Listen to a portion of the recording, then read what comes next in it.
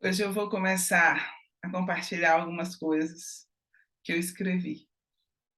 E o primeiro conto que eu resolvi compartilhar é a história da mulher que canta.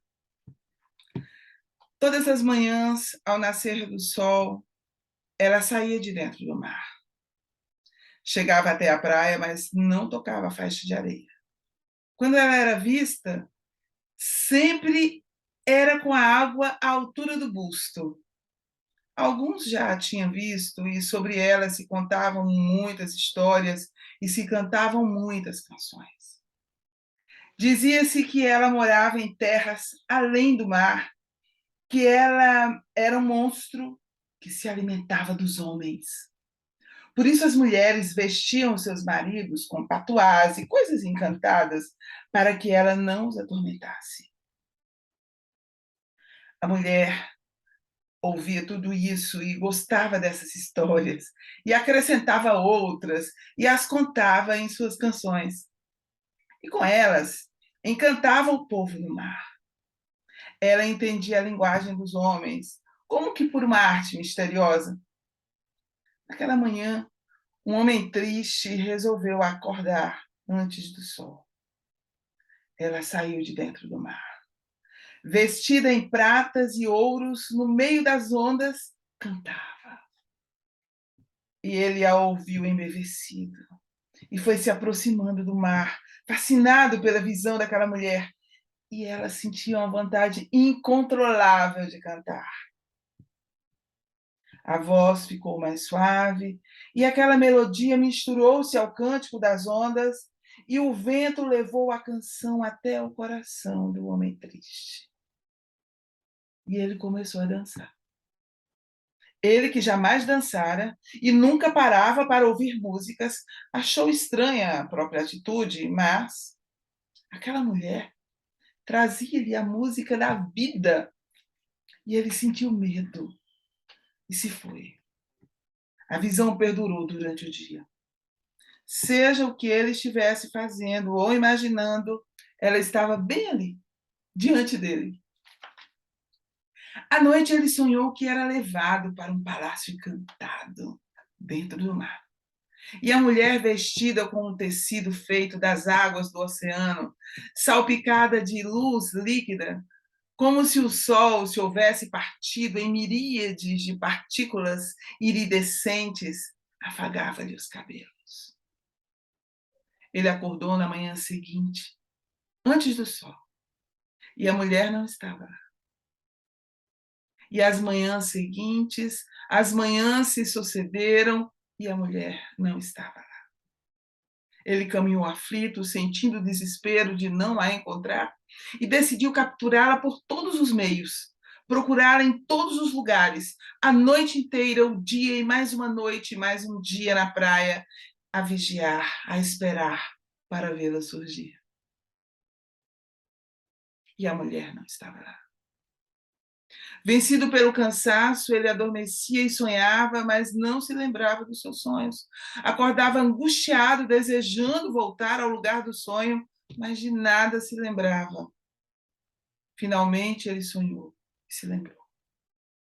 Um palácio, ele à espera, vestido em um terno azul. Ela chega com os negros cabelos presos, enfeitados de miríades de partículas iridescentes. Vestida em rosa brilhante, como se o seu vestido fosse feito das águas de um mar rosado salpicado de estrelas. Então, em uma cerimônia de casamento real, ele é coroado e recebe das mãos invisíveis uma delicada coroa feita de luz dourada, da luz dourada da lua cheia, com uma safira cor do céu enluarado. Ela, uma coroa de meia lua dourada, a sorrir, acompanhada de uma estrela. No dia seguinte, ao acordar, ele a viu surgir no mar. Ele correu até ela e adentrou ao mar, e finalmente pôde tocá-la. E ela cantou uma canção ainda mais bela, e o mar cantou junto, e todos os pássaros, e o ser de todas as coisas se alegrou e cantou e dançou. e o homem a beijou. Eles dançaram. Ela cantava e ele completava a canção. Ele a pediu em casamento para sempre. Julgou-se capaz de dar-lhe o mais belo palácio, a mais bela carruagem, os servos mais amáveis. Prometeu atender-lhe todos os desejos e realizar todos os sonhos. Ela estava encantada. Ele sabia cantar. Ele sabia dançar. Ele tinha os mais belos cabelos, os mais belos olhos, a mais bela voz, a harmonia, enfim. Com ele, a sua morada era a beleza. Ela só precisa disso para viver. Pediu apenas uma casa dentro do mar, com água à altura do seu busto, e nada mais. Ele concordou e chamou os construtores mais inteligentes e corajosos e os artistas mais sensíveis e construiu uma réplica do Palácio dos Sonhos de todas as noites. O palácio ficou pronto e ele pediu para ela vir morar com ele. Ele quis mostrar-lhe cada detalhe, cada dependência construída ricamente, cada tapete, cada pedra preciosa incrustada e o mais belo de todas as belezas. O retrato dela, feita pelo pintor mais conceituado da época, para o qual ele havia descrito com perfeição. Ela se encantou com o palácio e o encheu de música e criou 1000 canções diferentes e cada uma delas era mais bela do que a outra. Mas ela sentia uma tristeza, como se estivesse presa, como se aquele não fosse o seu lugar. Sentia que o seu corpo perdera a forma, as roupas lhe apertavam, os cabelos caíam, a pele perdera o brilho e a firmeza. Percebia, contudo, que suas canções ficavam ainda mais belas. Era como se a cada canção ela pudesse conhecer a morte. Ele também começou a se incomodar. Não sabia bem o que era. O tédio, talvez, um sentimento desconhecido começou a brotar. Ela não parava de cantar. Ele já não aceitava dançar com ela.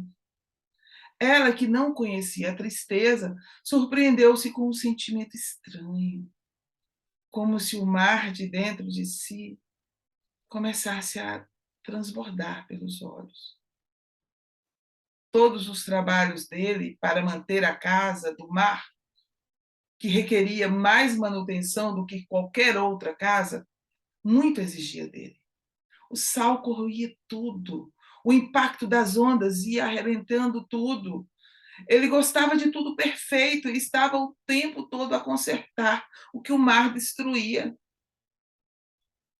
Naquele dia, ele estava muito aborrecido. Ele disse: Você acorda cantando, você não para de cantar, você canta sempre a mesma coisa, você é muito cansativa. É que ele só ouvia a mesma música, o mesmo som, e não suportava mais. Via-se enlouquecer. Ela abriu a boca para replicar, mas só saiu a última canção. E fez a sua canção, a mais bela canção. As lágrimas impregnaram cada acorde. O vento levou aquela triste canção e todos choraram. As estrelas do mar, as conchas, as algas, as ondas, os corais, as pedras. E ele a viu se desfazer no vento. Ainda hoje se escuta no vento o trecho da música Não Posso Me Esquecer de Quem Eu Sou.